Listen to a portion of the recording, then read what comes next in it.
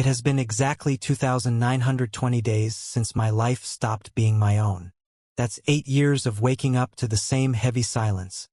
The kind that only exists in a house where the vibrant person who once filled it is gone. 8 years ago, the Coast Guard called off the search for the wreckage of Deck 7, and all they had to give me was my wife Clara's purse. Waterlogged, empty, and smelling of the cold Atlantic. At 55, I didn't just become a widower.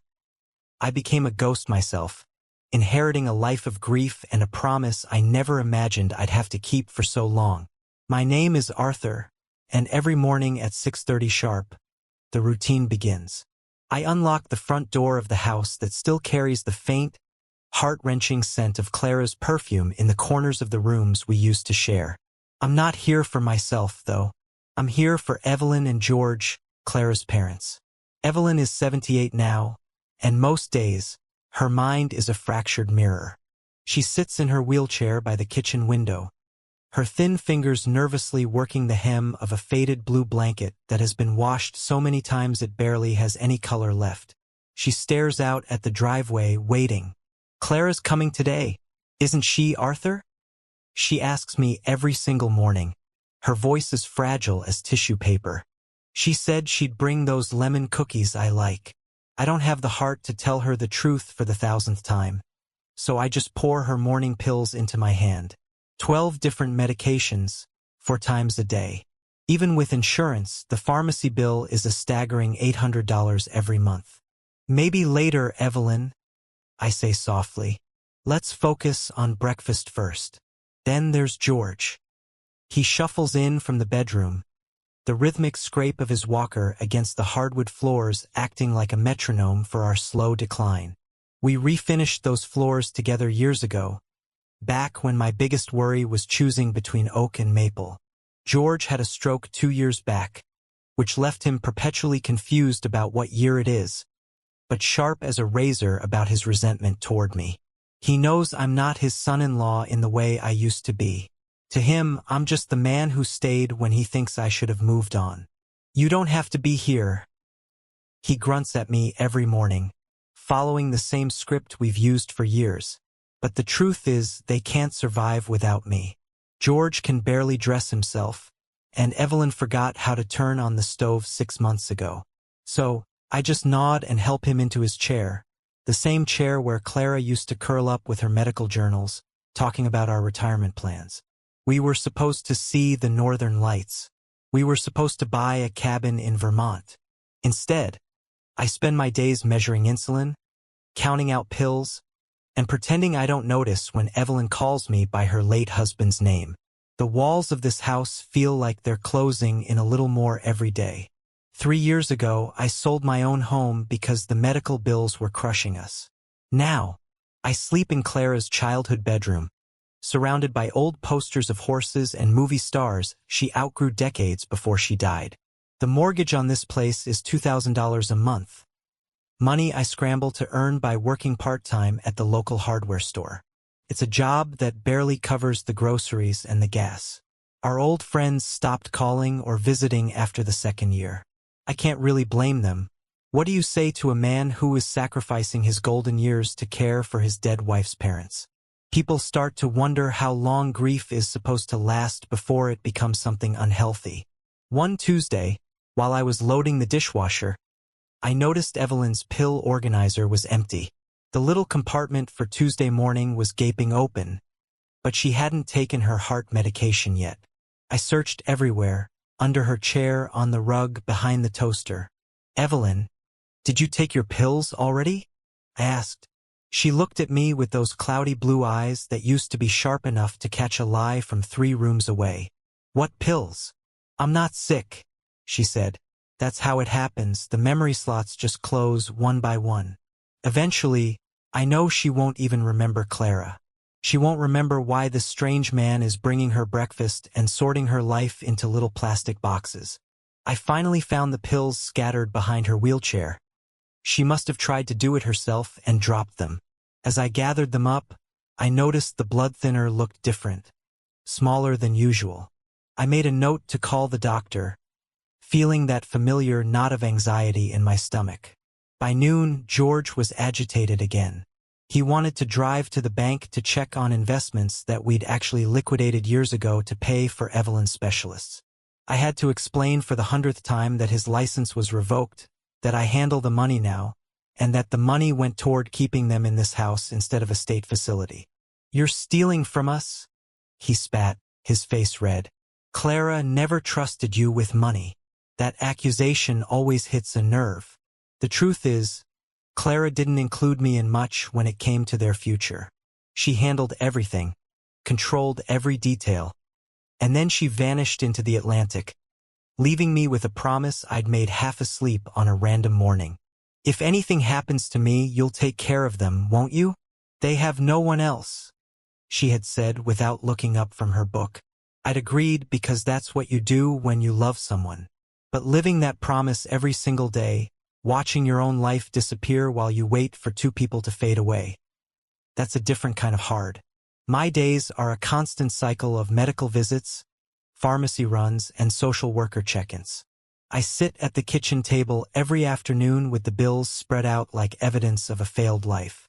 The mortgage is due in 6 days, the electric bill is overdue, and George's physical therapy is $150 a session because the insurance decided he was better enough to stop paying. I checked the bank statement with that familiar sick feeling. $1,437 in checking, 0 in savings. Clara had a $200,000 life insurance policy, which should have saved us, but the company fought it for 3 years. They said there was no body, no proof she hadn't just staged her own disappearance. By the time they paid out, the legal fees and the debt had swallowed most of it. I leaned back in the chair where Clara used to sit, the one perfectly angled to see the stove and the front door. She was always 3 steps ahead of everyone. In the quiet of the afternoon, while Evelyn dozed and George grumbled at the TV, I let myself think the dangerous thoughts. What if I hadn't made that promise? What if I'd put them in a home and kept my own life? But then Evelyn woke up crying, calling for her daughter, and I went to her like I always do. I'm the man who stays. But then, the mail brought something that changed everything. It was a thick envelope from a law firm in Boston. Inside were documents about an estate belonging to a man I barely remembered, Theodore, my mother's brother. He had moved to Italy 30 years ago and had just passed away, leaving me $150,000. I had to read it twice. The only catch: I had to travel to Florence in person to sign the papers and evaluate his properties. Evelyn called out from the other room, panicking because she thought there was a stranger in the house. I folded the letter and put it in my pocket, my heart racing. $150,000. It was enough to secure their care for years and maybe give me a chance to breathe. But it meant leaving them for a week, trusting their care to strangers, and breaking the routine that was keeping us all from falling apart. I had 60 days to claim it or it would go to charity. As the sun set, I sat at the table looking at Clara's death certificate and the inheritance letter side by side. 8 years of service, 8 years of putting them first. I decided right then that I would call the lawyer in Florence. It was time to find out what Arthur wanted for a change.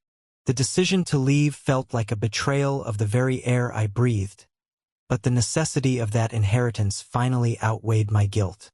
To make it work, I had to hire Martha Henley, a retired nurse who charged a steep $150 a day. I spent 48 hours straight writing out every minute detail of their lives. The exact color coding of Evelyn's morning pills, the specific time George needed to be reminded to use the bathroom, and a list of emergency numbers that I taped to almost every flat surface in the kitchen. Martha was patient, but as she looked over my 4-page manifest, I saw a flicker of realization in her eyes. She had clearly underestimated how much of a shell my life had become.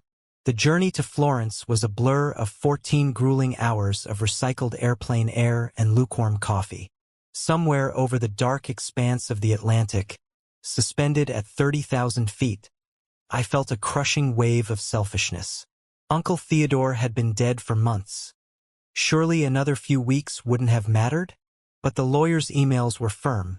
The Italian legal system was a slow-moving beast, and if I didn't claim the estate now, it would be swallowed by the courts for years.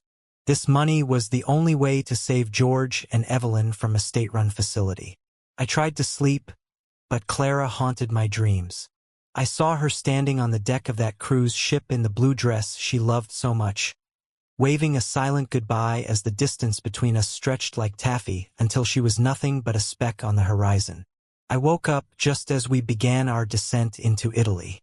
Below us, the Tuscan countryside was a masterpiece of rolling green hills, cypress trees, and red-tiled roofs basking in the morning sun. It was a world away from the gray, rain-slicked October I had left behind in Massachusetts. I checked into the Hotel Davanzati, a beautiful Renaissance palace tucked away in the heart of the historic district.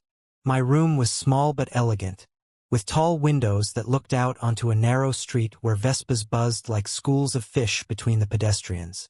The sounds were rhythmic and strangely soothing. The distant chime of church bells, the melodic rise and fall of Italian voices, and the occasional clip-clop of horses pulling tourist carriages. After a quick shower to wash away the travel grime, I dressed in the one decent shirt I had packed for my 10:30 appointment with the attorney. I had an hour to kill, so I decided to walk. Florence was an assault on the senses. I smelled fresh bread from bakeries that had probably occupied the same corners for centuries, and coffee so potent it made my eyes water. I followed the tourist maps toward the Great Duomo, joining the river of people photographing the intricate facade of the cathedral. It was overwhelming and beautiful, a stark contrast to my world of pill organizers and medical bills. And that was when time simply stopped. Standing near the fountain, about 50 yards away, was a woman laughing. The sound cut through the crowd noise, clear and familiar as my own heartbeat. I knew that laugh. I had heard it in my dreams every night for 8 years. My legs refused to move. People flowed around me like water around a stone while I stood there, unable to breathe. It wasn't just a resemblance or a trick of the light. It was Clara. She was standing in the brilliant Italian sunshine, playing with 3 small children who looked exactly like her. Beside her stood a tall man with graying temples, watching them with an expression of pure, uncomplicated happiness. Clara was wearing clothes I had never seen, expensive, stylish pieces that fit her perfectly. Her hair was shorter and styled differently, but it caught the light in the same way it had when she was 25 and we were planning a future that supposedly ended in the North Atlantic. She moved with that same quick grace I remembered, gesturing with her hands as she spoke and tilting her head when one of the children grabbed her attention. The man put his arm around her shoulders with a casual sense of ownership, and she leaned into him as if she had been doing it for a lifetime. One of the little girls, who had Clara's exact nose and chin, tugged at her dress and pointed at the pigeons. Clara scooped the child up and spun her around until they both collapsed in giggles. I watched them from across the piazza like I was watching a movie of someone else's life. The man who looked like a devoted husband, the children who were clearly his, and the woman who was supposed to be dead, living a life I never knew existed. They began walking toward the cathedral, moving with the easy coordination of a family that spent every day together. As they got closer, the details began to scream at me. I saw the small scar on her left hand from the time she cut herself making dinner during our 2nd year of marriage. I saw the way she walked with her left foot turned slightly outward, the permanent reminder of a college ankle injury. And then I saw it. The birthmark on her neck, just below her right ear, shaped like a tiny crescent moon. There was no more room for denial. My wife, who supposedly drowned 8 years ago, was alive, well, and wearing another man's ring on her finger. They passed within 10 feet of me. I caught the sound of her voice as she told one of the boys to stay close, her English now carrying a slight, elegant accent. She didn't see me. Her world was entirely focused on the children and the man beside her. Without even thinking, my feet began to move. I became part of the tourist flow, following them at a distance. I hid behind vendor stalls and tour groups, unable to look away. They turned down a side street and stopped at a gelato shop. The man bought ice cream for everyone, and they sat at a small outdoor table while the children made sticky messes. Clara wiped their faces and mediated their little disputes with a patience I had never seen before. I stood at a nearby newsstand, pretending to browse Italian headlines while my hands shook so violently I could barely hold the paper. The man's phone rang, and his expression shifted to one of professional concern. He spoke to Clara in English, mentioning a crisis at the office. She nodded and gestured for him to go, clearly signaling that she could handle the kids alone. He kissed her goodbye. Not a quick peck, but a deep, lingering kiss that belonged to people who were still very much in love. She watched him walk away with a look of pure devotion. I sat at a nearby cafe and ordered an espresso I didn't want, just to keep my vantage point. Clara was right there, 30 yards away, completely absorbed in a life that had nothing to do with me. She had forgotten I existed. She had forgotten her own mother and father. While I had spent 8 years sacrificing everything to pay their mortgage and sort their pills, she had been building a secret family in Tuscany. What hurt the most was seeing her with those children. My Clara had always said she couldn't have children. We had spent years on fertility treatments that drained our savings and left her bitter and exhausted. She had blamed the universe for denying her the one thing she wanted. Yet here she was, mama to 3 beautiful triplets who looked enough like her to be her own. I took out my phone and pretended to photograph the architecture, but I was zooming in on her face. She looked younger than when I last saw her. The lines of stress I remembered were gone, replaced by a radiant glow of genuine happiness. When they finally finished their gelato, she gathered their things and led them to a parking area where a dark blue Mercedes was waiting. Before she got into the car, she took a long look around the piazza. For one terrifying second, her eyes swept past mine, and I thought she had finally seen me. But her gaze didn't stop. She got in, and the car disappeared into the Florence traffic, carrying my dead wife and her secret life away. I sat on that bench for a long time, staring at the message on my phone from Martha. Evelyn is asking for you. Frank had an incident, but he's okay. I realized then that Clara hadn't just died. She had chosen to leave us all behind for a lie. She let me sacrifice 8 years of my life for a ghost. I deleted Martha's text without responding. I was going to sign those inheritance papers tomorrow, but tonight I was going to figure out how to bring my wife back from the dead. The law office of Benedetti and Associates was exactly what you would expect from a high-end firm in the heart of Florence. It was housed in a converted Renaissance palazzo, filled with polished marble floors and frescoed ceilings that seemed to demand you speak in a whisper, even if you weren't sharing secrets. I walked in with my heart hammering against my ribs, my mind still reeling from seeing Clara in the piazza the day before. My hands were shaking so badly that I had to tuck them into my pockets as the receptionist led me to a private office. I met with an elderly lawyer, Signor Benedetti, who wore wire-rimmed glasses and spoke English with a slow, careful precision. He laid out the paperwork for Uncle Theodore's estate, and as I began to sign, I realized the inheritance was far more substantial than I had originally thought. Beyond the $150,000 in cash, Theodore had left me real property. There was a small, charming apartment in the Altrano district, currently occupied by an artist who paid a modest monthly rent. There was also a small wine shop near the Mercato Central that generated a steady, reliable income. Your uncle was very specific about the timing, Benedetti said, adjusting his glasses. He insisted that you come here personally to see what he had built. It is a strange thing, isn't it? A man you barely knew leaving you an entire life in Italy? I nodded silently, signing one document after another while my mind was miles away, wondering where Clara was at that very moment. The lawyer handed me a set of heavy brass keys and a thick envelope of legal documents. Then he produced a smaller, sealed envelope with my name written in my uncle's shaky, spidery handwriting.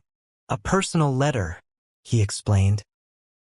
He was adamant that I give this to you only after the legalities were finished. I tucked the letter into my jacket, but I wasn't ready to leave yet.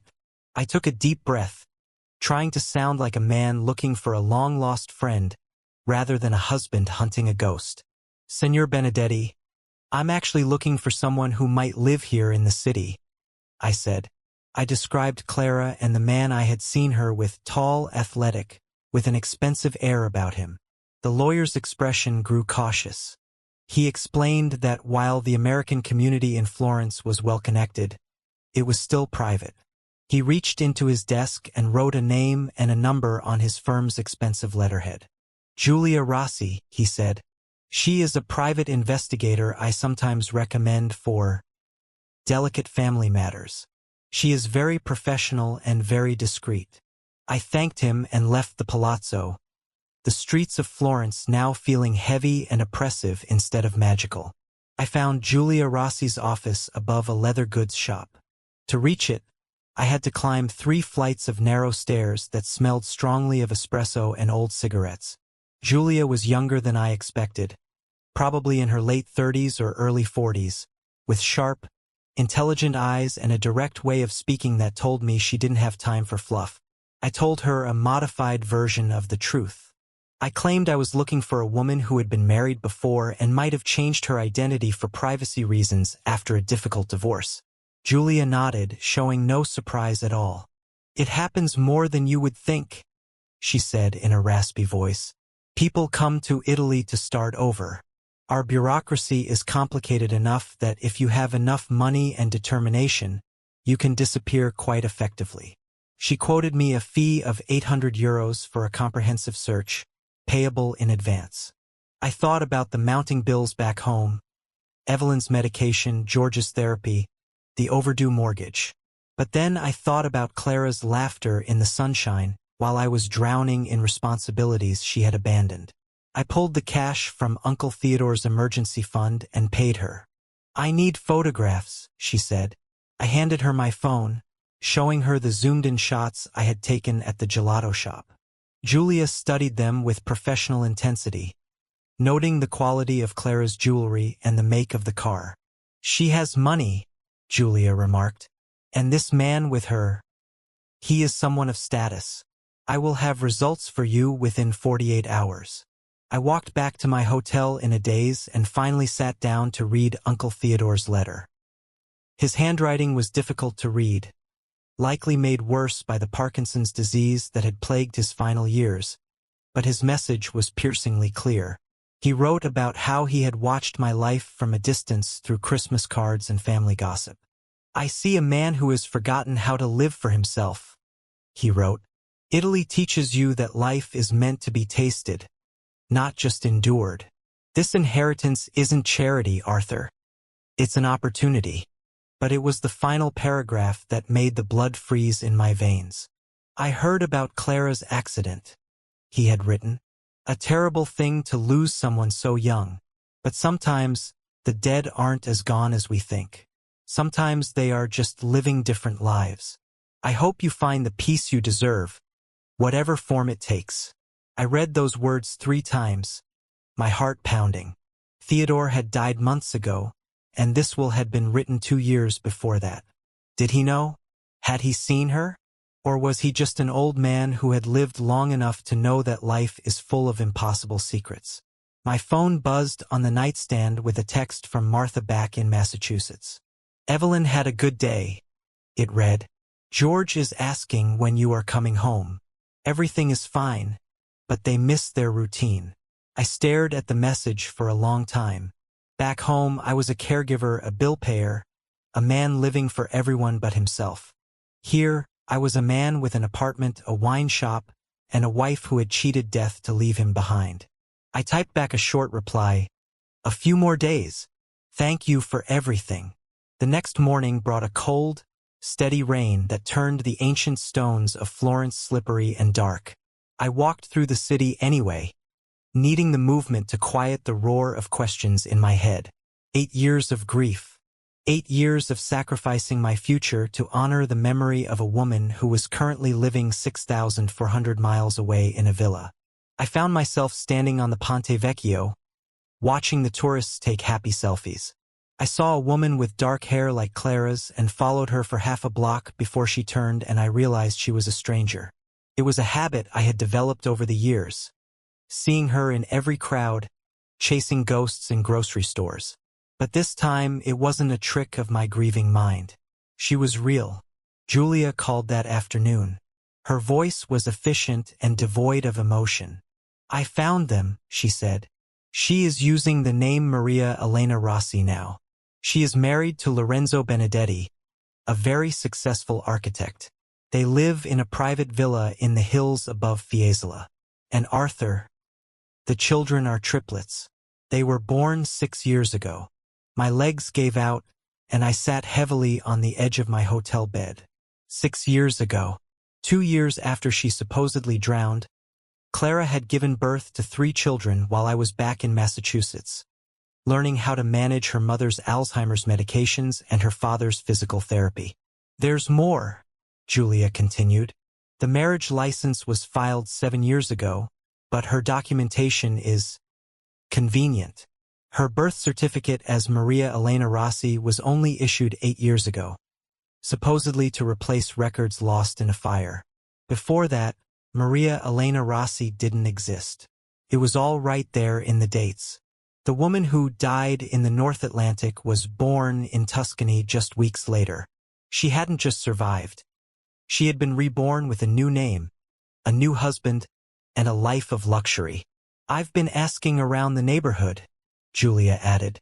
"The story is that she was a nurse who met Lorenzo when he was recovering from a bad skiing accident.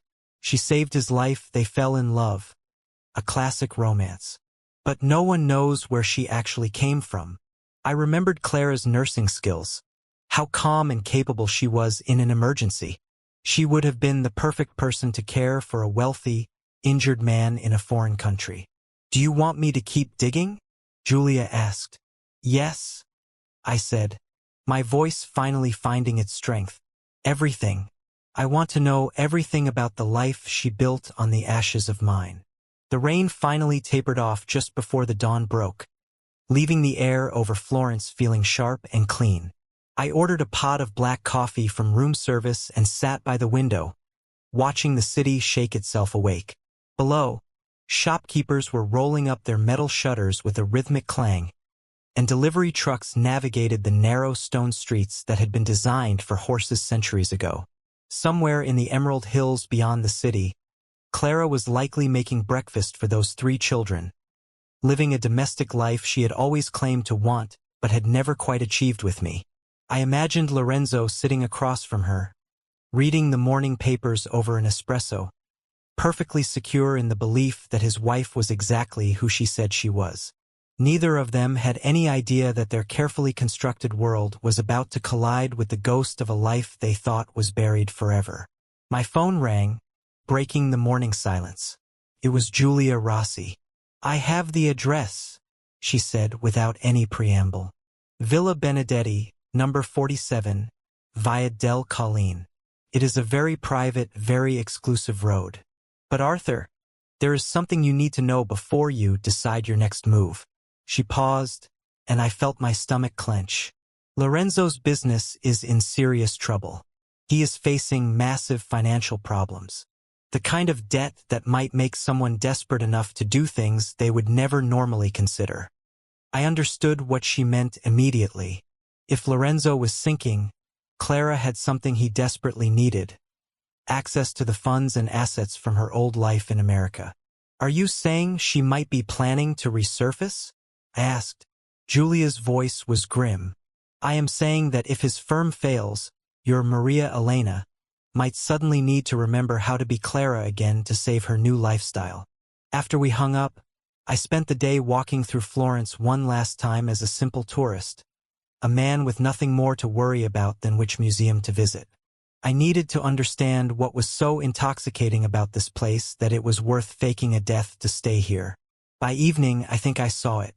Florence is a city where reinvention feels not just possible, but inevitable. Every corner is a layer of history where new identities have been built on the foundations of old ones for 1,000 years. It was the perfect place to become someone else and forget you were ever anyone's wife. The next morning, I drove the rental car up the winding road to Fiesole. The path climbed through thick olive groves and tall cypress trees, the kind of beautiful approach that gives you too much time to change your mind with every curve. I had driven this route several times over the last 48 hours, losing my nerve each time I reached the ornate iron gates of the property. But today I wasn't turning back. My heart pounded with the heavy rhythm of a man walking toward his own execution. Through the gaps in the trees, I caught glimpses of the villa, honey-colored stone under a red tile roof, reflecting centuries of wealth and careful maintenance. This was the prize Clara had chosen over our mortgage payments and her parents' medications. I parked across from the gates and waited for 20 minutes. At 10:15, the gates swung open, and the dark blue Mercedes emerged. Clara was behind the wheel, alone this time. I followed her at a distance as she descended back toward the town square. She parked and walked toward a small, sun-drenched cafe with the confidence of someone who knew exactly where she belonged. I parked the rental car and forced my legs to move, my mouth feeling as dry as sand. She was at the counter, laughing with the barista in fluent Italian, completely at ease. When she took a seat at a small outdoor table, I walked right up to her. "Hello, Clara." She froze, her espresso cup halfway to her lips. For one infinite moment, she was trapped between her old life and her new one, unable to pretend she didn't know the man standing in front of her. Then, she set the cup down with a trembling hand and looked at me with those familiar eyes. The eyes from 1,000 mornings and 1,000 shared promises. "You're supposed to be dead," she whispered. "Funny," I replied. "I was thinking the exact same thing about you." She gestured to the chair across from her, her face cycling through shock, fear, and calculation.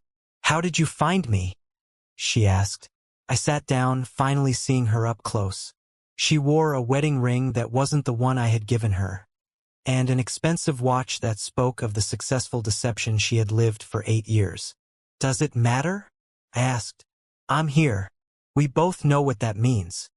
She glanced around the cafe, the instinct of a person who had been living a lie for nearly a decade. "Arthur, you don't understand," she began. "I understand plenty." I cut her off. "I understand that while I've been caring for your parents, you've been playing house. I understand you had children with him after telling me for 15 years that you couldn't get pregnant." That last accusation seemed to hit her like a physical blow. She flinches, her composure finally cracking. "The children aren't mine," she said quietly. I stared at her, stunned. "What?" I asked. She explained that they were Lorenzo's from a previous marriage. Their mother had died in a car accident when they were babies. "I adopted them legally," she said, meeting my eyes. "They call me Mama, because I'm the only mother they remember." The truth of it shifted my perspective, but it didn't soften my anger. It wasn't a fertility miracle. It was just a man who needed a mother for his children and a woman desperate enough to fake her own death to take the job. "That doesn't change anything," I said. "You still let me believe you were dead." "I was drowning, Arthur," she said, her voice sharp. "I was drowning in our life, in taking care of my parents, in pretending to be happy, in watching you be content with a marriage that was slowly killing me." The words were like slaps across the face. She claimed that 25 years of marriage had been nothing but suffocation. "We were partners, Clara," I argued. "We were supposed to figure things out together." "We were never partners," she spat back. "I managed everything. I made every decision and carried every weight, while you just went along with it because it was easier than taking responsibility yourself." The sting of that truth was real. I had let her handle the difficult conversations and the heavy lifting of our lives, but she had taken the ultimate exit. "So you decided to disappear instead of asking for help?" I asked. "I decided to choose my own life for once," she said, leaning forward. "Do you know what it's like to realize at 50 that every choice you've ever made was about duty or what other people needed from you? I know what it's like to spend 8 years honoring a promise to a woman who turned out to be alive and selfish," I countered. The word selfish drained the color from her face. I told her the truth about the life she had left behind, how her mother had Alzheimer's and asked for her every day, and how her father had suffered a stroke and barely recognized me. I told her about the hardware store job and the mortgage payments that were eating me alive. Tears gathered in her eyes, the first real sign of the woman I used to know. "I never meant for it to go on this long," she whispered. Then, she told me how she had met Lorenzo on the cruise, how he was a widower, and for the first time someone saw her as something other than a nurse or a daughter. She confessed that she had spent months planning her disappearance, setting up accounts and false papers. The accident on the ship had been real, but instead of helping others, she had used the chaos to jump overboard and vanish. "I was already dead, Arthur," she said, her voice barely audible. "I was just making it official." "While I was making it real," I said. 8 years of grief and guilt because I thought I should have saved you." I stood up, leaving money on the table for the coffee I never drank. She looked up at me, and for the first time, I saw genuine fear in her expression. "What are you going to do?" she asked. "I don't know yet," I told her. "But this conversation isn't over, Clara. Just because you're done running doesn't mean I'm done finding you." I walked away without looking back, but I could feel her eyes on me until I turned the corner. My hands were shaking as I reached the rental car.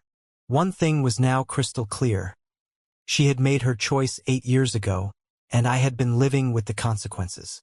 Now, it was time for her to live with some of her own.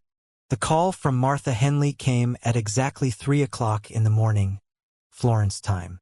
I was already lying awake, staring at the ornate patterns on the hotel ceiling and replaying every sharp word of my confrontation with Clara, when the phone's vibration shattered the silence of the room. "Arthur, I am so sorry to call you at this hour, but it's Evelyn," Martha said, her voice strained with a fatigue that mirrored my own. "She's in the hospital." My stomach dropped into a cold pit of dread.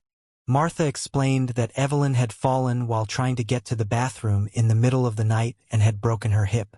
While she was stable after the fall, the trauma had caused her dementia to spike. She was completely lost in time, terrified, and calling out for Clara. As I sat on the edge of the bed, already reaching for my clothes, my mind began frantically calculating flight schedules and the sheer impossibility of getting across the ocean fast enough to matter. "I'll catch the first flight home," I promised. But Martha wasn't finished. She told me that George was falling apart as well. His stroke-affected brain couldn't process where I had gone or why his wife was suddenly being wheeled away by paramedics. He had become convinced that something terrible had happened to me too, and he had even tried to call the police to report me as a missing person. In George's reality, his entire support system had simply vanished into thin air. I hung up and sat in the dark, my head in my hands. Evelyn was 81 with a shattered hip, and George was 83 and unable to manage his own pills, let alone a medical crisis. They needed me more than ever, but I knew I couldn't leave Italy without one last piece of the puzzle. I called Giulia Rossi despite the pre-dawn hour. "I need everything you can find on Clara's financial arrangements," I told her, my voice hard and determined. "Bank accounts, property deeds, anything that links her new life to her old one." I explained that I was flying back to the States immediately because of a family emergency, and I needed to know exactly what kind of monster I was dealing with before I took my next step. There was a long pause on the other end of the line as Giulia processed the fact that my dead wife was actually a living expatriate in the hills of Fiesole. "I will have a full report for you within 24 hours, she promised. I gave her my email address and spent the next hour packing with the mechanical, hollow efficiency of a man who had been pushed into permanent crisis mode. I tucked Uncle Theodore's inheritance papers and his mysterious letters into my carry-on bag, wondering if I would ever see these properties again. The flight back was a grueling blur of airport layovers and stale airplane air that tasted like regret. I landed in Boston 12 hours later to a sky the color of wet concrete and the sharp, biting smell of an approaching New England winter. I went straight to the hospital, where I found Martha looking haunted by exhaustion. "Evelyn is sedated right now," she whispered as we walked through corridors that smelled of industrial disinfectant and quiet despair. The surgery to fix her hip went well, but she thinks it's 1985. She's waiting for Clara to graduate from nursing school. Seeing Evelyn in that bed was heartbreaking.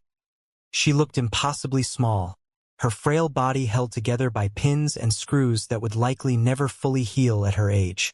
George was sitting right beside her, clutching her hand and murmuring about things they had done 40 years ago.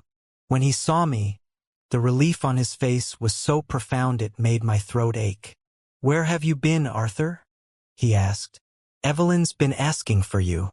I didn't have the heart to correct him or tell him that it was Clara she was really crying for. I just told him I was back and that everything was going to be okay. Even though we both knew it was a lie, Evelyn's injury was the beginning of the end. It was the moment where independent living stopped being a difficult struggle and became an utter impossibility. She would need round-the-clock professional care moving forward.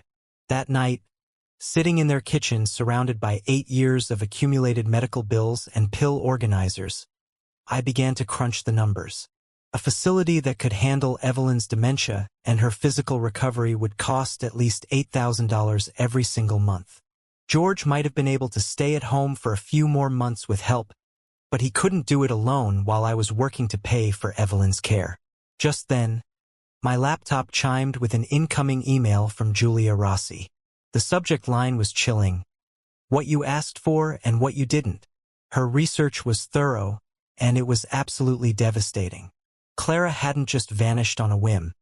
She had systematically drained our joint accounts, moving nearly $80,000 into offshore holdings in the weeks leading up to that cruise.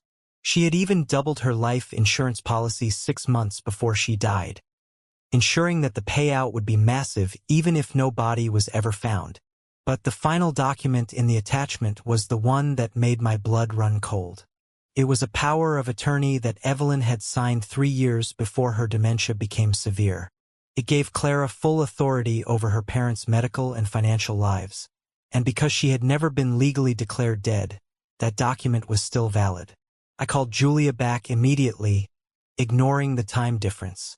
"How can a ghost have power of attorney?" I demanded. Julia explained that while Clara was dead in American records, Maria Elena Rossi was very much alive in Italy, and the legal bridge between those two identities had never been officially broken. Technically, if your wife surfaces, she has the legal right to take control of her parents, Julia warned. She could move them to Italy, put them in her own choice of facility, and most importantly, she could seize their remaining assets. Between their savings, the equity in the house, and their small insurance policies, there was about $200,000 left. It was just enough to solve Lorenzo's business problems in Florence. The realization hit me like a physical weight. Clara wasn't just hiding in Italy. She was positioning herself for a rescue operation of her own finances. She was waiting for her parents to reach their most vulnerable state so she could swoop in, claim her rights as their daughter, and take the last of their money before it ever went to probate. While I had spent 8 years sacrificing my own life to honor her memory, she had been waiting for the perfect moment to profit from our suffering. The next morning, Evelyn's doctor called to talk about end-of-life planning and transitions to long-term care. George's cardiologist followed up, saying George's blood pressure was dangerously high due to the stress. Decisions had to be made immediately, and legally, the only person with the right to make them was the daughter who had abandoned them 8 years ago. I knew I had to act. This wasn't just about my 8 lost years anymore. It was about protecting 2 elderly people from a predator they happened to share blood with. I went to see Patricia Chun, a lawyer who specialized in elder care. She listened to my story with a stone-cold expression. "You want to have your wife declared legally dead?" she asked. "Even though you know she's sitting in a cafe in Italy?" I told her I wanted to protect Evelyn and George from someone who would exploit them. Patricia sighed and leaned across her desk. "The law doesn't work that way, Arthur," she said. "But we can petition for guardianship. We can argue that the person holding the power of attorney has effectively abandoned her duties for 8 years. She warned me that if Clara surfaced and challenged us, it would get very messy. But I didn't care. I thought about Clara in that villa, living the dream while I worked at a hardware store to buy George's heart medication. I told Patricia to file the paperwork that afternoon. Evelyn and George deserved a guardian who actually cared if they lived or died. As I sat in their quiet living room that night, watching George sleep in his chair, my phone buzzed with a text from an international number. "I heard about my mother," it read. "I'm sorry. Please don't do anything rash. We need to talk." I stared at the screen, my finger hovering over the delete button. She was right, we did need to talk. But it wouldn't be the kind of talk she was expecting. I called Julia Rossi one last time with a question that had been gnawing at me. I asked about Lorenzo's first wife, the mother of the triplets who had died in a car accident just 6 weeks after Clara arrived in Italy. Julia hesitated, and that was all I needed to know. "She was young and healthy," Julia said quietly. But she had started asking questions about Lorenzo's new American girlfriend. The implication was a toxic cloud that filled the room. "You think Clara had something to do with it?" I whispered. "I think your wife has a remarkable talent for removing obstacles," Julia replied. I hung up and sat in the dark as Evelyn called out from the other room, asking if Clara was home yet. "She's not coming home, Evelyn," I whispered into the shadows. "But I'm here. I'm always going to be here. And if Clara wanted to fight me for what was left, I was ready." The phone call that pulled me back into the cold reality of my old life came at exactly 3 o'clock in the morning, Florence time. I was already lying wide awake in the dark, staring up at the patterns of light on the hotel ceiling and replaying every sharp, painful word of my confrontation with Clara. When the phone buzzed against the nightstand, the sound was like a physical blow in the silent room. It was Martha Henley. I knew before I even answered that the fragile peace I had tried to find in Italy was over. "Walter, I'm so sorry to call this late, but it's Eleanor," Martha said, her voice sounding thin and exhausted over the thousands of miles of ocean between us. "She's in the hospital." My stomach dropped into a cold pit of dread. Martha explained that Eleanor had fallen around midnight while trying to get to the bathroom on her own. She had broken her hip. While the doctors had stabilized her, the sheer trauma of the accident had caused her dementia to spike violently. She was completely lost in time, terrified, and calling out for Carrie over and over again. I was already out of bed and reaching for my clothes before Martha finished her sentence. My mind was a whirlwind of logistics, calculating flight times and the impossibility of being where I needed to be quickly enough to matter. But Martha had more bad news. Frank wasn't handling the crisis well at all. His stroke-damaged brain couldn't process the concept of international travel or time zones. In his reality, I had simply vanished without an explanation, and now his wife was gone too, whisked away by paramedics in the middle of the night. He had spent the early morning hours trying to call the police to report me as a missing person. His entire support system, the only thing keeping him anchored to the world, had collapsed in a single night. "I'm coming home," I told Martha, my voice sounding hollow. Before I left the hotel, I made one last call to Julia Rossi, despite the hour. I needed every scrap of information she could find on Clara's financial arrangements, bank accounts, property deeds, and anything else that might connect her new identity to the one she had abandoned. I told her I was flying back to the States because my wife's mother was in the hospital, and I needed to know exactly what I was facing before I made my next move.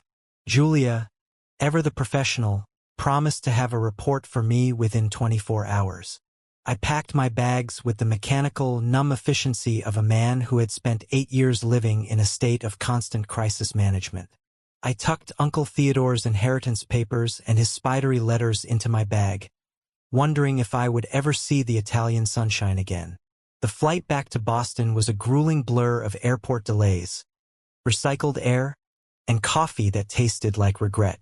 I landed 12 hours later to the sight of gray October skies and the sharp, biting smell of an approaching New England winter. It was a stark, depressing contrast to the warmth of Florence. I went straight to the hospital, where the hallways smelled of industrial disinfectant and quiet despair. Martha met me there, her face drawn with fatigue. She told me that Eleanor was sedated and that the surgery to fix her hip had gone well. But the mental damage was severe. Eleanor believed it was 1985 and was waiting for her daughter to graduate from nursing school. Seeing Eleanor in that hospital bed was devastating. She looked impossibly small, her frail body held together by pins and screws that would likely never fully heal at her age. Frank was sitting right beside her, clutching her hand and talking softly about events that had happened 40 years ago. When he saw me, the relief that flooded his face was so profound it made my throat ache. "Where have you been, Walter?" he asked. I didn't correct his confusion about why she was calling for Carrie. I just told him I was back and that everything would be okay, even though I knew it was a lie. Eleanor's injury was the beginning of the end for their life at home. It was the moment where independent living became an utter impossibility. She would need round-the-clock care, supervision, and help with the most basic tasks for the rest of her life. That night, sitting in their kitchen surrounded by 8 years of accumulated medical equipment and pill organizers, I began to do the math. A nursing facility that could handle Eleanor's needs would cost at least $8,000 every single month. Frank might have been able to stay at home with part-time help for a few more months, but he couldn't do it alone. Just as I was about to spiral into despair over the costs, my laptop chimed with an email from Julia Rossi. The subject line read, "What you asked for and what you didn't." Her research was thorough and absolutely soul-crushing. Clara hadn't just disappeared. She had been planning her exit for a long time. She had systematically moved nearly $80,000 from our joint accounts into offshore holdings in the weeks leading up to the cruise. She had even increased her life insurance policy 6 months before she died, ensuring that the payout would be massive even if no body was ever found. But the most horrifying part was the final document in the attachment. It was a power of attorney that Eleanor had signed 3 years before her dementia became severe. It gave Clara full authority over her parents' medical and financial decisions. Because everyone believed she was dead, the document had never been revoked. Legally, Clara still had the right to control every aspect of her parents' lives. I called Julia back immediately. "How can a dead woman have power of attorney?" I demanded. Julia explained that while Clara was dead in America, Maria Elena Rossi was very much alive and well in Italy. The power of attorney remained valid until it was formally challenged or revoked. "It means if your wife surfaces, she has the legal standing to claim her parents," Julia warned. She could move them to Italy, put them in a facility of her choosing, and, most importantly, control their remaining assets. Between their savings, the equity in their house, and their small life insurance policies, there was about $200,000 left. It was just enough to solve Lorenzo's mounting business problems in Florence. The realization hit me like a physical weight. Clara wasn't just hiding. She was positioning herself for a rescue operation. She was waiting for the right moment to resurface, claim her parents' assets, and pay off her new husband's debts before Eleanor and Frank passed away and the inheritance went to probate. I sat in the dark, staring at the documents spread across the kitchen table. While I had spent 8 long years sacrificing my own life, honoring a memory, and putting their needs before my own, Clara had been planning to swoop in at the end and take everything that was left. The next morning, news from the hospital forced my hand. The doctor wanted to discuss end-of-life planning for Eleanor, and Frank's blood pressure was dangerously high due to the stress. They both needed decisions made immediately by a family member who actually cared about them, not a ghost waiting for a payout. I drove to a lawyer's office with a plan forming in my mind. It wasn't just about revenge. It was about justice. Carrie had made her choice to disappear 8 years ago, and now she was going to have to live with the consequences. The morning of the guardianship hearing arrived on a day that felt as though the sun had forgotten the city of Boston entirely.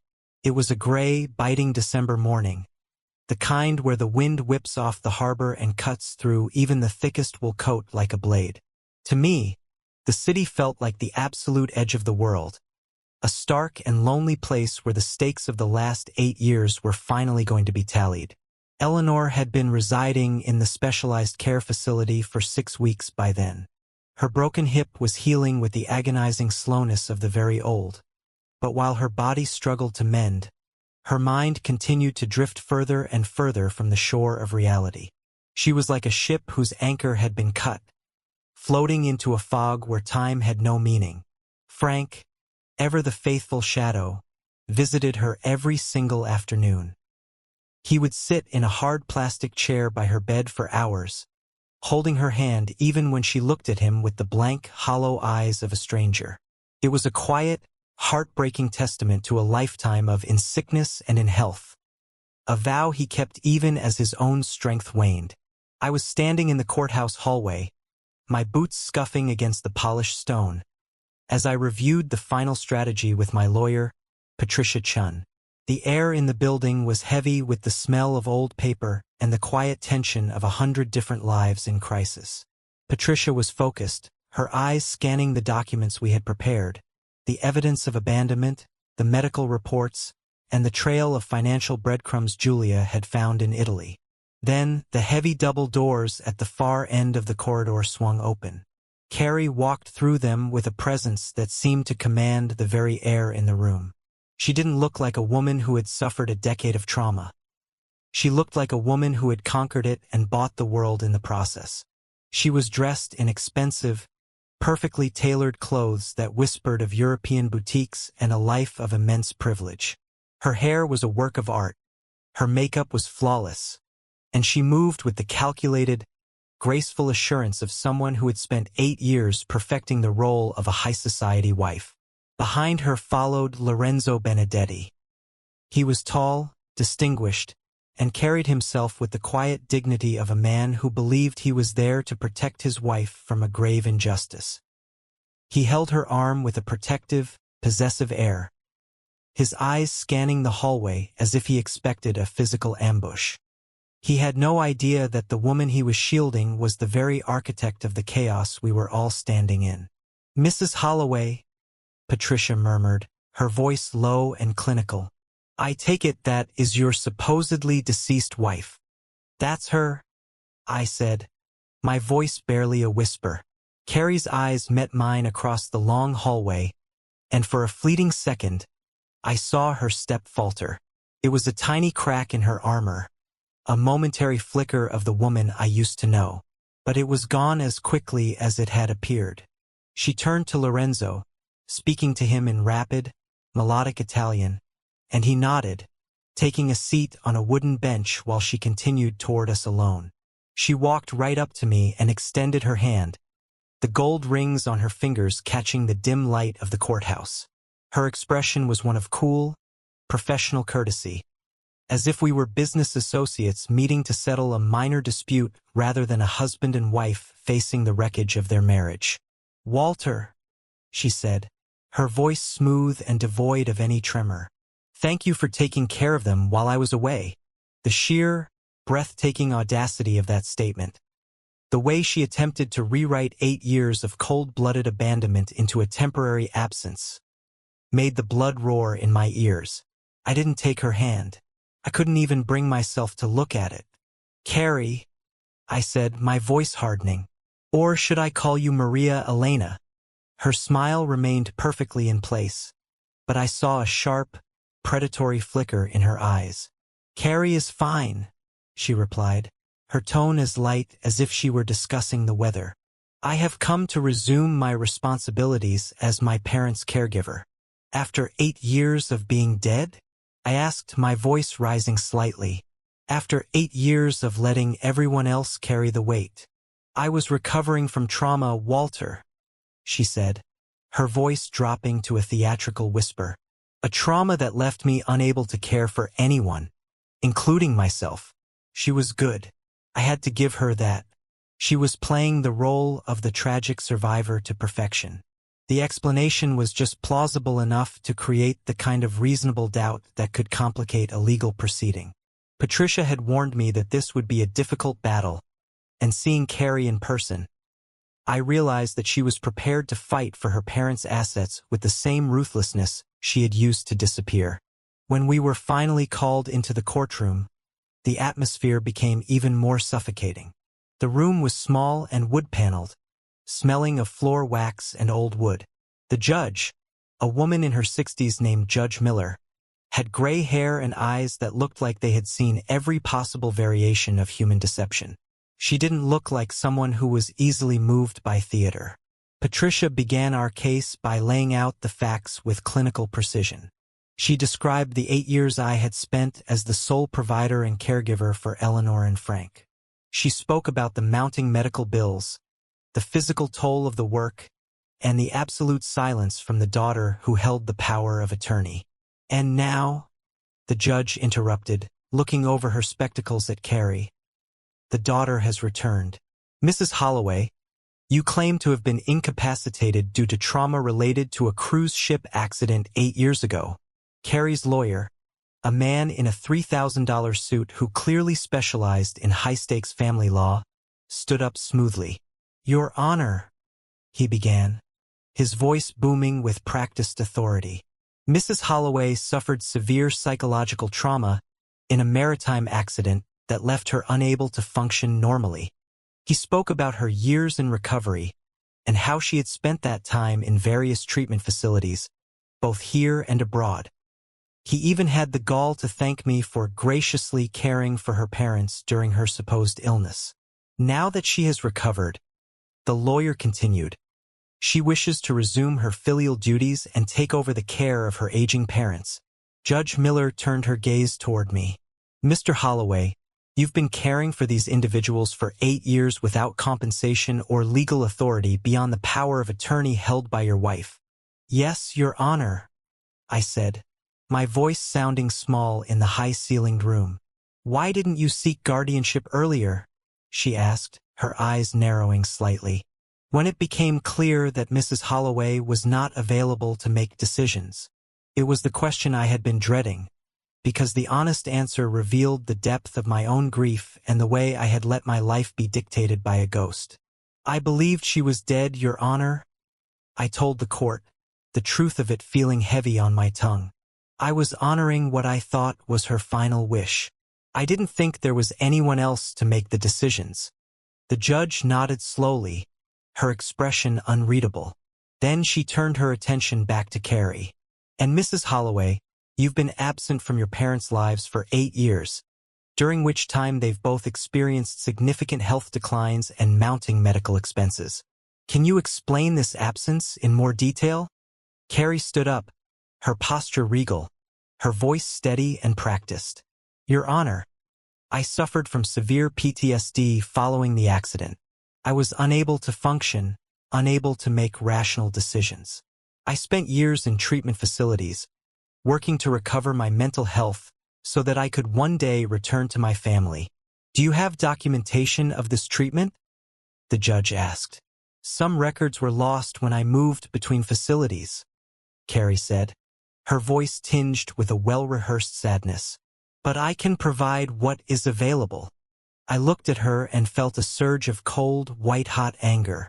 She was lying to a judge with the same ease she had lied to me for 25 years.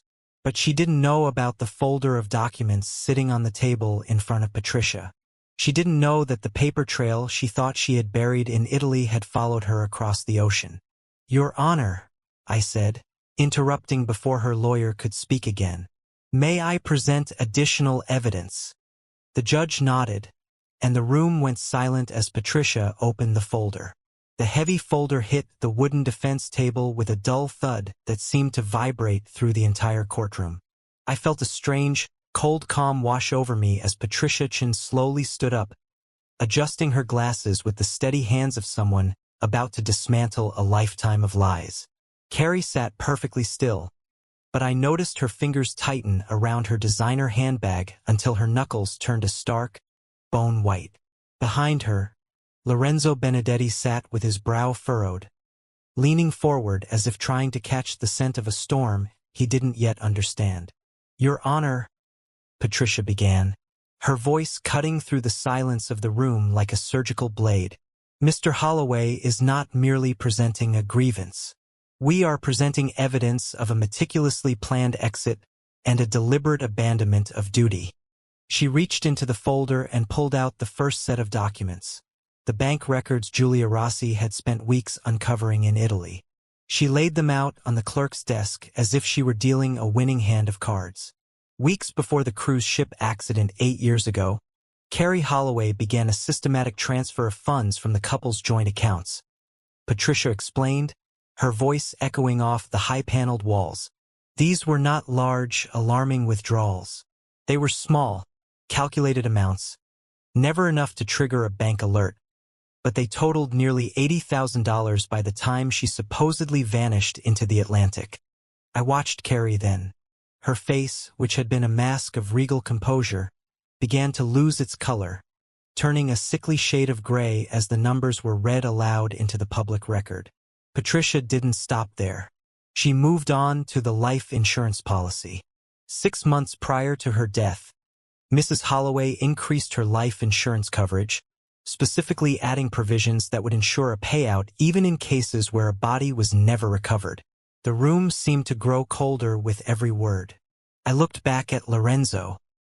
His jaw had dropped slightly, and his eyes were darting between the back of his wife's head and the evidence being presented on the screen. He was an architect. He understood foundations, and he was watching the foundation of his entire life crumble into dust. Then came the final blow, the identity of Maria Elena Rossi. Patricia presented the documentation showing that Maria Elena's birth certificate had been issued exactly 8 years ago, miraculously replacing records that were lost in a fire just as Carrie Holloway disappeared from the world. She showed the marriage license between Maria Elena and Lorenzo, dated 7 years ago, just 1 year after I had sat in our empty house, clutching a waterlogged purse and mourning a woman I thought I had failed to save. Carrie's lawyer was on his feet instantly, his voice booming in a desperate attempt to drown out the truth. "Objection, Your Honor. This is purely circumstantial.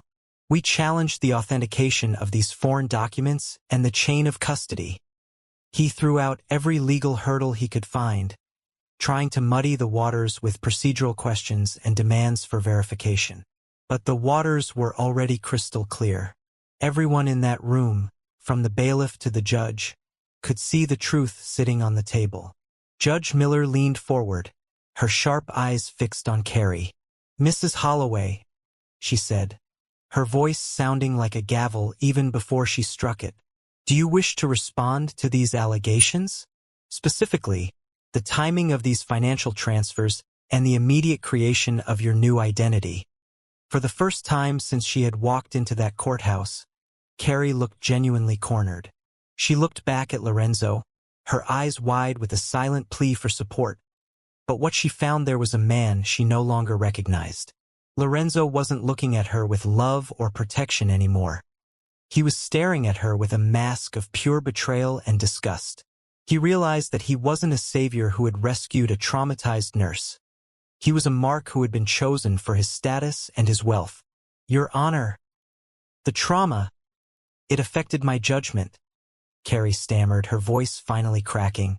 "I made decisions I'm not proud of, but I'm ready to take responsibility for my parents now." "After 8 years?" Judge Miller asked, her voice dripping with skepticism.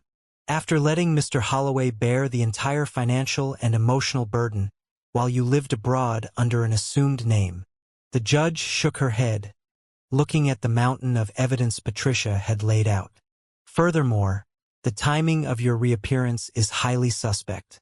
It coincides perfectly with your parents' declining health and the prospect of significant inheritance decisions." I watched the carefully constructed facade of Maria Elena fall away in real time. She wasn't a refined European expatriate anymore.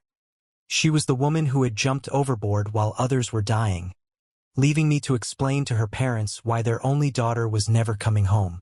Behind her, the silence was broken by the sound of a heavy bench creaking. Lorenzo stood up abruptly. He didn't say a word. He didn't look at the judge or the lawyers. He simply turned and walked toward the exit, his footsteps echoing like gunshots in the quiet courtroom. "Lorenzo, wait!" Carrie cried out, but he didn't even pause. He pushed through the double doors and disappeared into the hallway, leaving her alone in the wreckage of her lies. Judge Miller didn't wait any longer. She adjusted her spectacles and began to read her ruling. She formally revoked Carrie's power of attorney, declaring it null and void due to her 8-year abandonment and the fraudulent nature of her disappearance. She granted me permanent guardianship over both Eleanor and Frank, giving me full authority to make every medical and financial decision for their future. And then came the final sting. She ordered Carrie to pay full restitution for the $80,000 she had siphoned from our joint accounts, with interest, to be used for her parents' ongoing care. As the court was dismissed, the room began to clear, leaving only the three of us in the center of the storm. Carrie walked over to me, her eyes red but her voice still sharp with venom. "You've destroyed everything, Walter," she whispered. Her words meant only for my ears. "My marriage, my family, my entire life in Italy. Are you happy now?" I looked at her, and for the first time in nearly a decade, I didn't feel the weight of her management or the pressure of her expectations. I didn't feel the crushing guilt that had defined my 50s. I felt light. "I didn't destroy anything, Carrie," I told her firmly. "I just stopped letting you destroy mine." She stared at me, perhaps looking for a trace of the man who used to agree with everything she decided, the man who let her handle the difficult conversations while he stayed in the background. But that man had died in the North Atlantic along with the version of her I had loved. She asked me what happened next, and I told her the truth. I told her she had to go back to Italy and face the children who called her Mama, and the husband she had betrayed. She had to live with the consequences of her choices, just as I had lived with them for 2,920 days. I thought about Eleanor, who had asked for her daughter until the day her mind finally closed that door forever. I thought about Frank, who still looked at the door every time it opened, hoping for a miracle that would never come. I told her I would keep the promises I had made to them, not because of her, but in spite of her. I would do what she should have done 8 years ago. Carrie didn't say another word. She turned and walked away, her heels clicking against the stone floor until she disappeared through the courthouse doors. Through the windows, I watched her cross the street toward a taxi where Lorenzo was waiting, his bags already loaded. Even from a distance, I could see the defeat in his posture. He didn't even look at her when she got into the car. The life of Maria Elena Rossi was over, and the ghost of Carrie Holloway was finally laid to rest. It is funny how time starts to move differently once the secrets are out in the open and the heavy weight of a lie has finally been lifted. For 8 years, my life felt like it was stuck in a thick, gray fog where every day was an identical struggle to keep my head above water. But in the 6 months following that explosive day in the Boston courthouse, the world seemed to regain its color, even if that color was occasionally tinged with the sadness of what had been lost. I finally had the legal authority to move Eleanor and Frank into a high-quality assisted living facility, a place where they were safe, cared for by professionals, and surrounded by a garden that actually saw the sun. One afternoon, while the New England spring was finally beginning to push back the last of the winter chill, I received a final, thick envelope from Julia Rossi in Florence. I sat on a stone bench in the facility's garden to read it, the sound of a nearby fountain providing a peaceful backdrop to the devastating news from Italy. The fallout from Carrie's exposure had been swift and total. Lorenzo had filed for divorce just 3 weeks after they returned to Italy, unable to reconcile the woman he loved with the master manipulator who had stood in that courtroom. He was now in the long, painful process of rebuilding his architectural firm and his life from the ruins of her deception. The children, those 3 triplets who had called her Mama, were now living with Lorenzo's sister.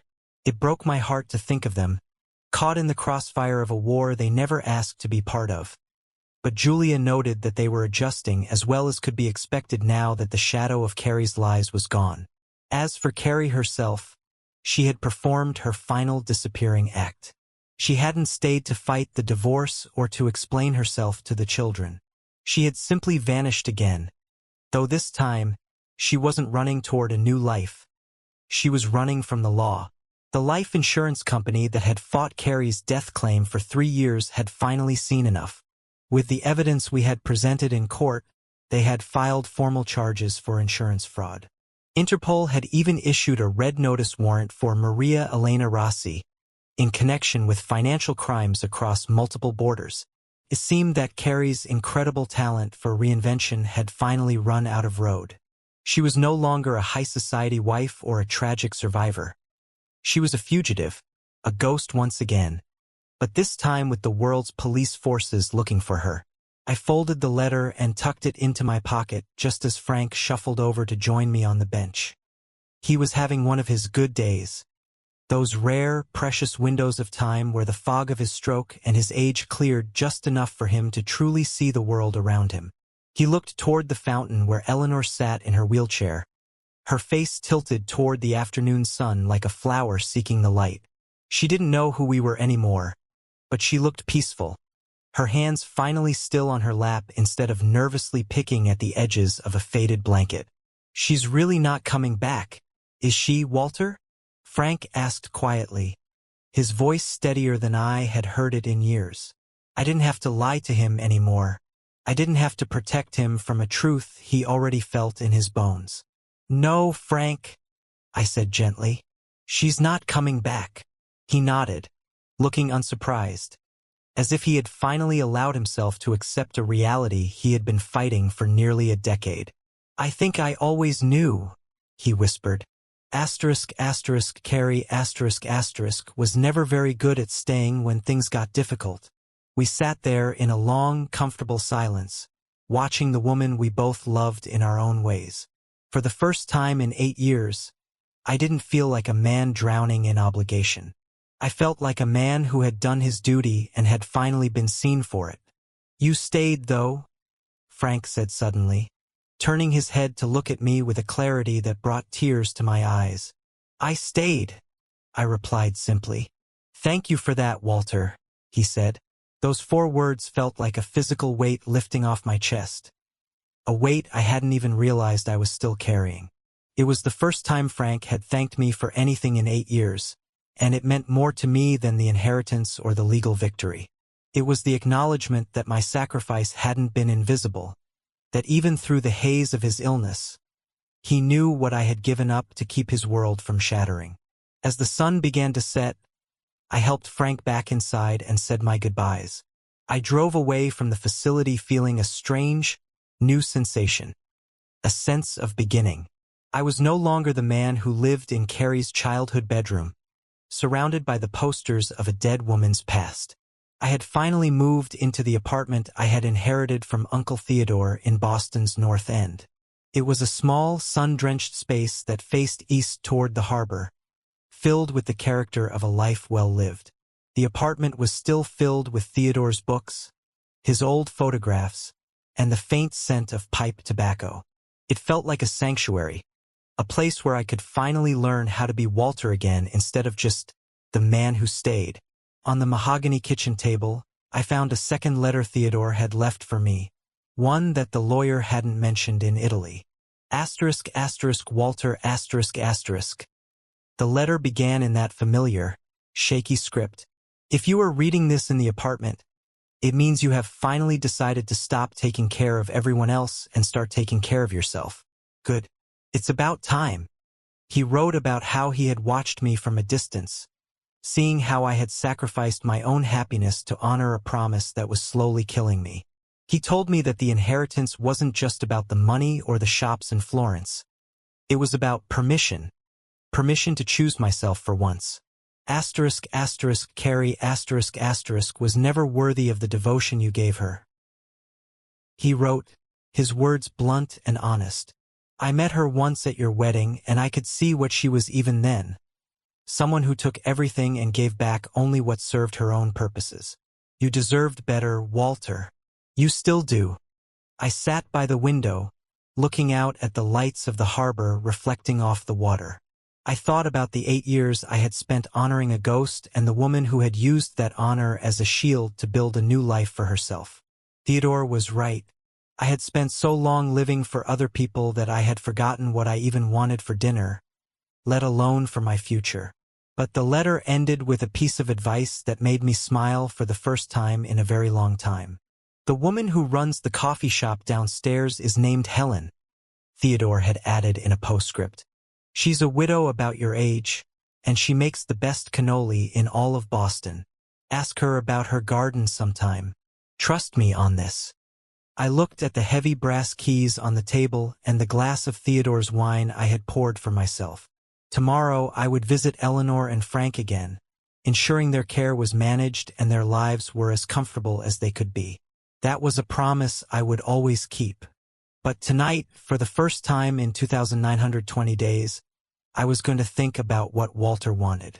I was going to think about cannoli and gardens and what it might be like to live a life instead of just surviving one. The north end of Boston has a rhythm all its own, a bustling energy that feels grounded in history and the scent of salt air and roasted garlic. Moving into Uncle Theodore's apartment felt like stepping out of a dark, cramped room and into the open air. For years, I had lived in a house that was a museum of someone else's choices, surrounded by the physical reminders of Carrie's life and the medical equipment required to keep her parents alive. Now, as I sat at the small wooden table in my own kitchen, I watched the morning light sparkle off the surface of Boston Harbor. The apartment was small, but it was filled with Theodore's things. Shelves of books with cracked spines, old black and white photographs of Italy, and a sense of peace that I hadn't known in nearly a decade. I picked up the second letter Theodore had left for me, the paper feeling slightly rough between my fingers. His words remained a powerful anchor. He had written that the inheritance was more than just property or money. It was permission to choose myself for once. He had seen through Carrie long before I ever did, recognizing her as someone who took everything and gave back only what served her. For a long time, I had felt a sense of failure for not being able to save her on that ship. But Theodore's letter reminded me that you cannot save someone who has already decided to walk away. Before I could fully start this new chapter, I had to fulfill my ongoing commitment to the people who were still here. I drove out to the assisted living facility to visit Eleanor and Frank. The facility was a far cry from the cramped, stressful environment of their old house. There were gardens, common rooms filled with music, and staff who actually had the time to provide the specialized care they needed. I found Frank sitting in the courtyard, watching a group of birds near a fountain. He looked up as I approached, and for a moment, his eyes were clear and focused. We didn't talk about the court case or the warrants out for Carrie's arrest. Instead, we talked about the weather and the flowers starting to bloom in the garden. As I sat with him, I realized that my promise to take care of them hadn't been a burden I was forced to carry. It was a choice I had made because of the kind of man I am. Carrie had run away from the difficulty of their decline, but I had stayed. That didn't make me a victim. It made me the person they could rely on when everyone else, including their own daughter, had vanished. "You're looking better, Walter," Frank said, his voice a bit gravelly but kind. "Less like you're carrying the world on your back." "I feel better, Frank," I admitted. I told him about the apartment and the view of the water. He nodded, a small smile touching his lips. He knew that the chapter with Carrie was closed, and he seemed at peace with the fact that I was finally building something for myself. When I checked on Eleanor, she was dozing in her chair, the sun warming her face. She didn't open her eyes, but she looked more relaxed than she ever had in that house filled with ghosts. Leaving them that afternoon didn't feel like an escape. It felt like a healthy transition. I headed back to the North End, my mind drifting to the postscript in Theodore's letter. I walked down the street to the coffee shop he had mentioned. A small, cozy place with gold lettering on the window that read Helen's Cafe. The smell of espresso and fresh pastry hit me as soon as I opened the door. A woman with silver-streaked hair and a warm, genuine smile looked up from behind the counter. Theodore's nephew?" she asked, her eyes twinkling. He told me you might stop by eventually. This was Helen. We talked for nearly an hour. She was a widow who had also spent years navigating the complexities of grief and rebuilding, and she spoke with a grounded wisdom that was incredibly refreshing. She didn't ask me to manage her life or solve her problems. She simply offered me a seat and the best cannoli I had ever tasted in my life. We talked about Theodore, the neighborhood, and her garden on the roof of the building. For the first time in 8 years, I wasn't talking about medications, mortgages, or a missing wife. I was just a man having a conversation with a woman who understood that life is meant to be tasted, not just endured. When I finally walked back up to my apartment, the sun was starting to set over the harbor, painting the sky in shades of deep orange and violet. I stood by the window with a glass of wine, looking out at the water where the cruise ships and tankers moved slowly toward the horizon.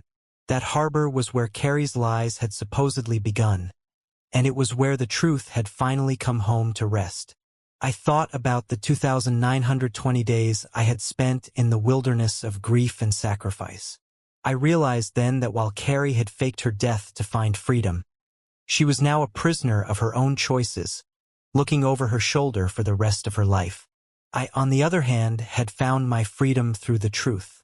I had stayed, I had honored my word, and I had come out the other side with my integrity intact. Losing the life I thought I had was the only way to find the life I was actually meant to live. Carrie had been right about one thing. We all make choices about the lives we want to lead. It just took me 8 years to realize that I was finally allowed to make a choice for myself. I took a sip of the wine, toasted the setting sun, and for the first time in a decade, I looked forward to tomorrow.